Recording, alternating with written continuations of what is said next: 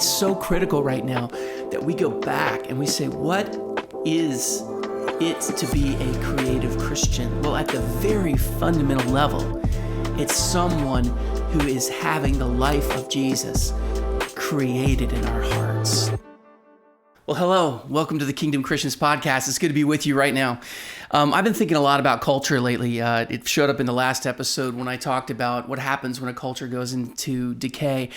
I'm also thinking about what it means for us as Christians. For a long time, I've been obsessed with this kind of choice that faces all of us. Are we going to be consumers or are we going to be creators when it comes to culture? If you look through the history of Christianity, you'll see that there's all kinds of examples of what happens when Christians are creators. In fact, much of the most beautiful aspects of what we think of when it comes to Western culture and history flowed out of a Judeo-Christian worldview and people who were explicitly living and writing and creating because they were responding to the beauty of who God is. Lately, I've been listening to Bach all the time, and I was recently, I listened to that during my devotion times, and lately I was having a conversation with a friend, and we were just talking about the difference between some of these different classical composers, and the thing that we both just settled on was when you listen to Bach, you can hear the language of worship that rises from him. Well, that's pretty highbrow classical music, but you can just look through the history of the world, and what you see, there are times when Christians are incredibly creatively engaged, responding to the truth of the gospel. And sometimes the creativity is artistic. Sometimes it's how are we going to handle a problem and offer a solution. And so you see Christians engaging science and medicine. You see Christians finding creative ways to help reach out and minister to people who are less fortunate. That's, I think, Christianity at its best. But the danger that we face is that a lot of times we are consumers. We're consumers and we don't even really fully grasp it. We don't get it. My wife and I just recently started one of these diets that people go on. It's called the Whole30, and you might have heard of it. It's one of those diets where you cut out some certain foods and you focus on eating whole foods and as you do that, you kind of go through this.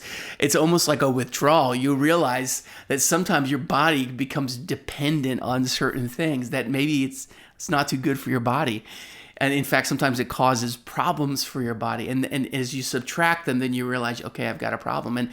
And I think sometimes we as Christians, our soul, our spirit, our mind, our thinking has become really conditioned to looking at the world around us the way the world does.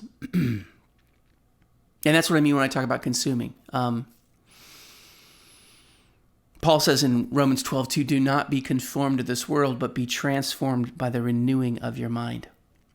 And when he wrote those words, he was writing to a church that was facing the very same issue that we're facing today. In fact, if you look back through the course of church history, you see we've always been trying to decide, am I going to be a consumer or am I going to be a creator? Am I going to be conformed or am I going to be transformed by the renewing of our minds, by my mind? And in so many of the letters that you read about in the New Testament, the issue that they're wrestling with is cultural conformity. So they're wrestling with questions like, should we eat food sacrificed to idols? Paul actually has to write to a church in Corinth that was notorious for its sexual licentiousness, and he had to say to them, it's not okay to have relations with your stepmother. I mean, the church was not only tolerating but celebrating someone who was acting that way. So if we think we have issues today, they've always been there, right? And then you follow the course of church history, and you see that when Christians compromise with culture, it's really dangerous. And we have to be aware of the fact that we are going to have blind spots to these issues. So what are the issues that we're facing today? Where are we consumers today? That's an important question for us to ask, every one of us. But what I want to talk about a little bit is how over the years my thinking on this has grown. I wouldn't say it's changed. I still believe the things that I've said in the past, but I would say that I've come to understand this question even more fully. You see, when I used to pose the question, are you going to be a consumer or are you going to be a creator? For me, the solution was always, well, you need to understand and embrace and believe a Christian worldview. And I would say that is absolutely essential. In no way do I think that that is something that is unimportant. I think it's critical. But what I will say is something else. It's critical, it's important, but it's not sufficient. You have to know the Bible. You've got to know a biblical worldview. You have to be able to look and discern the difference between what's true and what's false. But let me just say something to you. That's not going to safeguard you from being a consumer. Because we don't just consume ideas. We consume attitudes. We consume mentalities. In other words, we sometimes conform to the world not just by our thinking, the explicit thoughts that we have, or by our viewing habits, or where we turn for entertainment. Sometimes we conform to the world around us by our attitudes and by the spirit we take on. I think this is really important for us as Christians right now because our culture is insanely polarized. And as Christians, when I look out at the Christian world, what I find is troubling and dangerous is that a lot of times Christians might be using different language and they might be talking about things on different terms in terms of biblical truth versus falsehood and those sorts of things. But the mentality and the spirit they bring to those things, I would say, is just as carnal as the world. I hear Christians, sometimes we criticize each other and we treat each other it's almost indiscernible from how cancel culture works out there in the world. And so conformity, being a culture consumer, isn't just a matter of ideas or, taking in bad stuff. It also has to do with attitudes and a spirit.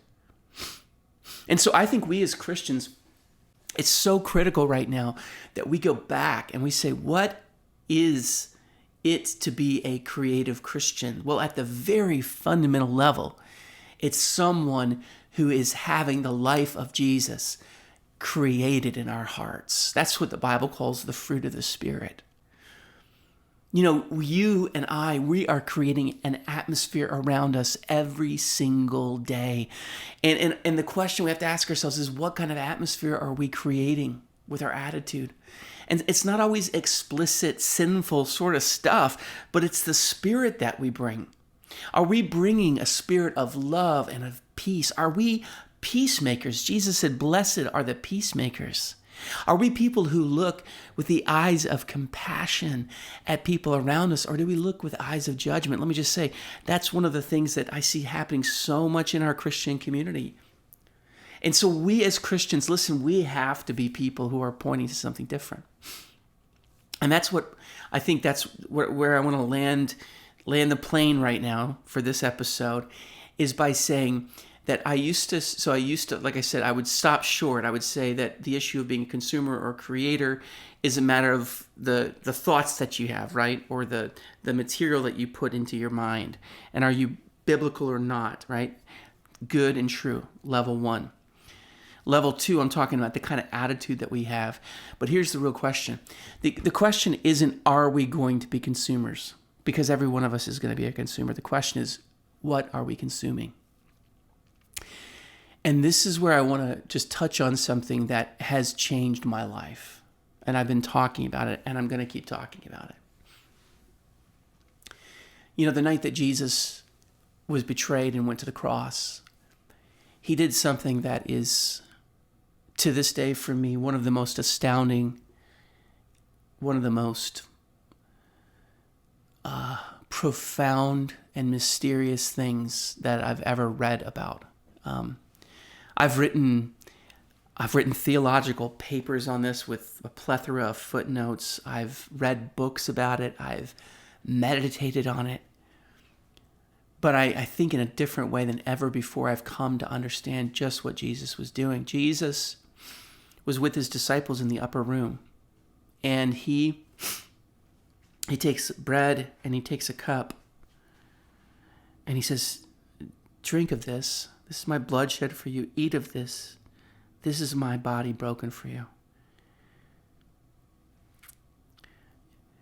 The thing that God wants us to consume most is himself.